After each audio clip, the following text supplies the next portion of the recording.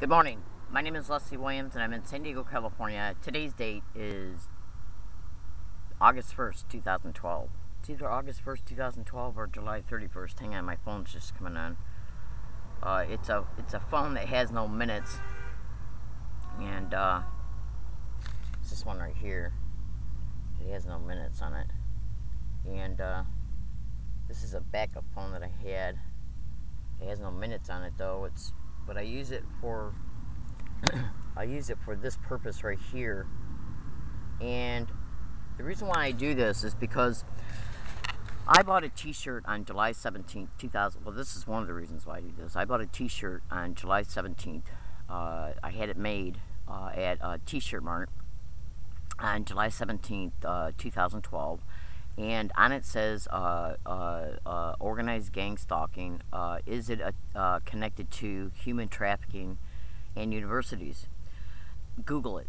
And as a result of, also as a result of wearing this digital tape recorder on my person that's running on full batteries at all times, I've been using the digital tape recorder to catch direct conversation tactics that are repeated on a feverish scale along all of my routes. So what I decided to do was I thought to myself, the public, the citizens of San Diego, I'd like to be able to reach them on a closer basis in reference to just your average citizen. But here's the thing though, as a result of the last month and a half, 2 months, before I actually bought this brand new one, because I have about 8 digital tape recorders right now. And I just bought this one on the same day that I bought, it was on this, I think it was on the 17th I bought this thing right here. A brand new one. I was using a different one. And the reason why I bought this one was because the one that I was using previous to it was running out of memory. And on the 17th, I also bought a Nikon video camera, high definition, and what I was going to do was take that video camera and upload some digital audio files from the previous tape recorder, because see, what I was doing was I was going back through the audio files to try and clear up some memory so I wouldn't have to buy another one this month, because I was watching my pennies. And as a result of filtering through the previous audio files, I started noticing that gang stalking was being said around me in my environment from a distance. Okay, I was looking out for the repeated phrases that had to do with direct conversation tactics of "oh my God, weird and crazy," and once I started noticing that I was hearing on the audio files gang stalking and gang stalker was being said in the background, I thought to myself, this is perfect, because what's the likelihood of that being said in 5 different locations in the background?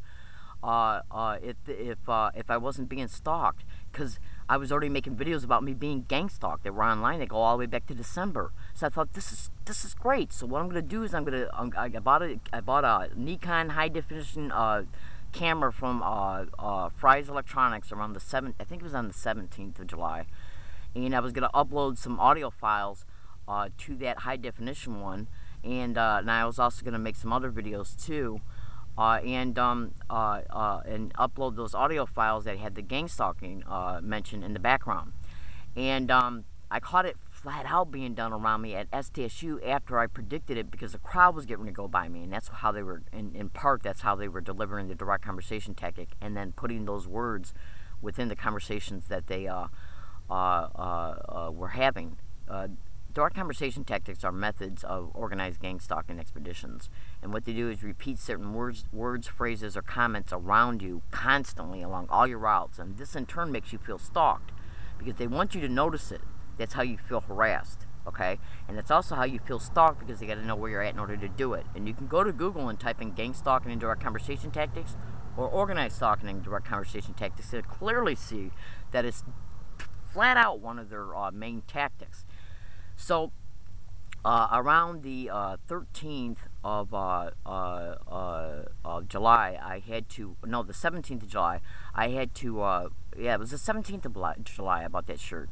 On the 17th of July, I had to go over to a specific area in order to go to the post office to get some mail out of my mail for social services.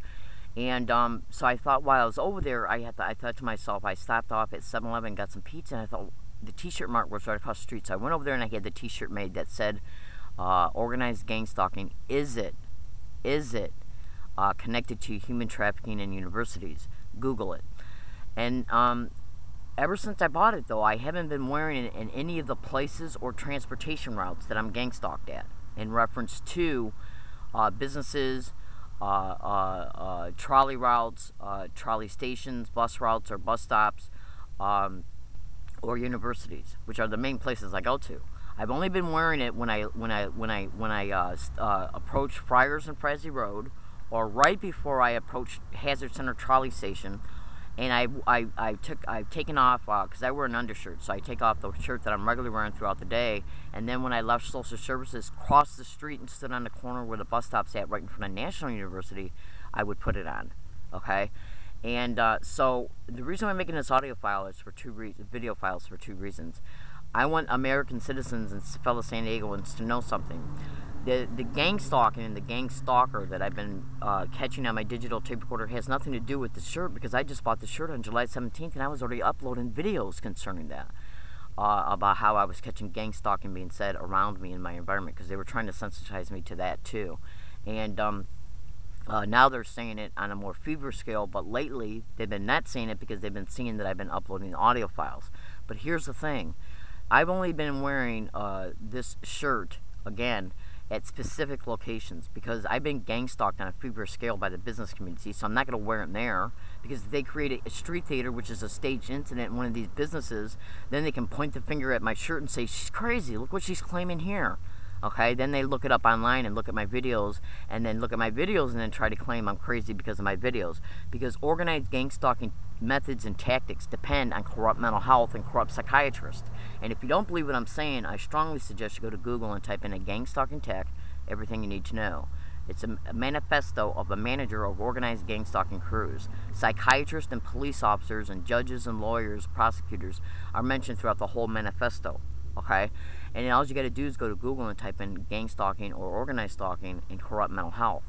Okay, because that's part of the reason why they go after targets, is to book their insurance once the target breaks down, and they also use the doctors to label the target as being mentally ill, so they can take legal custody of a target to take over their finances, their property, and to exploit them sexually in a syndicated run group home.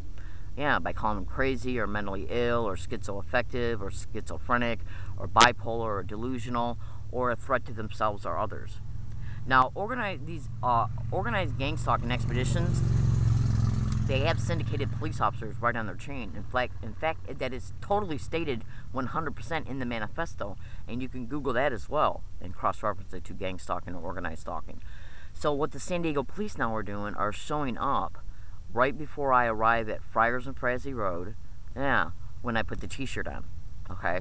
And the other day when I had it on, MTS security came up and harassed me, and as he was pulling off, I put the camera down and took the shirt off and put my other shirt on, and that I was already wearing, because again, like I said, see, I always wear this white undershirt underneath my shirt, my regular shirt that I wear like during the day, okay, like a gray one or a black one or whatever. And so what I'll do is I'll take the gray shirt off. Most of the time I'll take the gray shirt off, leaving the white shirt already on, and then I'll take the other shirt out of my backpack that's got the slogan on it and put it on, and then right before I actually get on MTS trolley station property, I'll take it off. And now, this is the thing we have to understand here. The San Diego police are literally arriving, okay, on the scene of the only places yesterday I went to social services and dropped off a thing in their Dropbox, a document. And when I left there and got to the bus stop where I've worn it before, they went by me 3 times, okay? Yesterday when I got off Hazard Center trolley station, they went by, acting like they were pulling over homeless people in the neighborhood. Homeless persons are people they've used on a fever scale on my route to Hazard Center, because they're hard to trace after the fact, after the harassment. Like if I call the police, they'll take off, or if I get a video picture of them, they'll say, well, they're homeless. How am I supposed to trace them down? Because they're easily bought with low amounts of money, okay? And they're hard to trace after the fact, like an incident they stage, including assaults. So they tried to make it look like they were along my route after I got off at Hazard Center, because you know, and this might be where remote neural monitoring possibly could be in play here. And I'm going to word it to you this way. Say if a target thinks to himself, I'm going to put on the shirt once I get off a Hazard Center trolley station. And since I already try to put it on when I'm at Friars and Frazee Road, if I'm walking from Hazard Center trolley station to Friars and Frazee Road, I'll just put it on. Well, as soon as that target got off a Hazard Center trolley station and started walking down Hazard Center Drive towards Friars and Frazee Road, the San Diego police pulled up, acting like they were pulling over a homeless person. Yeah, see, this is what they do because they don't want the public to look up online what's happening towards me and how universities are being used, because the San Diego police are mentioned all over those videos as well. My name is Leslie Williams. I'm in San Diego, California. So we're going to see how much harassment I get that happens towards me because of the shirt, okay? Or bullshit reasons like you're not supposed to be using a shopping cart, and 2 separate 5-minute walk-in segments in which I'm returning the shopping cart to a place that's got a corral for shopping carts to be placed at, okay? And we're going to see if a staged incident happens towards me along my routes, either by using a person in the business community, a homeless person, okay? Doesn't matter if it's with or without witnesses, or somebody on the trolley, okay? Or over at UCSD or on the UCSD bus service, because they're going to want to start arresting me and filing police reports or petitioning me to the hospitals by staging these incidences, blaming me for them, staging the witnesses, in order to be able to either take a police report about me or to petition me into the hospital, because this is done for discrediting purposes as well as billing the Medicare. This is literally what they do, because this t-shirt, the public has seen it. When they stop at an intersection, I've already had people wave hi to me and give me thumbs up, okay? They don't want it, because they can't monitor. They monitor my cyber activity, but they can't monitor a total stranger who's going down the street in huge amounts of traffic, because it's a five-lane road. Frazee Road is a five-lane road. It's either Friars Road is a 5-lane road. I'm standing at an intersection with this shirt on. They can't monitor and track down every single person that is seeing this shirt. They look it up and see my videos, and they don't know what they're going to do in relation to seeing them. They could call the ACLU for me on my behalf. They could try and get a hold of lawyers, or write blogs, or spread the word, and they don't like this. See, with my cyber activity, they can see who I'm trying to connect to and intercept my emails. Google every single method that I have stated on this email, on this video file, and cross-reference it to organized stalking or gang stalking, and you'll clearly see everything I'm telling you are organized gang stalking methods. And I'm here to tell you today, homeless people are used. So is the business community. I got a blog right now in my backpack that literally shows another target talking about how the business community is totally 100% engaged in a feverish organized gang stalking expedition towards her. I got to go. I'm in San Diego, California, and I'm predicting today they're either going to use the San Diego Police, California Highway Patrol, Sheriff's Department, and they're going to need a buffer between me and them. Either an excuse because I'm using a shopping cart, or they're going to stage an incident between me and a homeless person, or somebody in the business community. They're going to stage some excuse to make it look like they have a legitimate reason to approach me. Yeah, including the bullshit reason MTS used the other day about me taking, that I was spotted taking video pictures of the railroad tracks. Why the hell would I be taking pictures of a railroad track? Bullshit. I had this shirt on. Yeah, my name, and that video is online right now. Just look in the comments feature of this YouTube video and you'll be able to see it. I'm in San Diego, California, August 1st, 2012.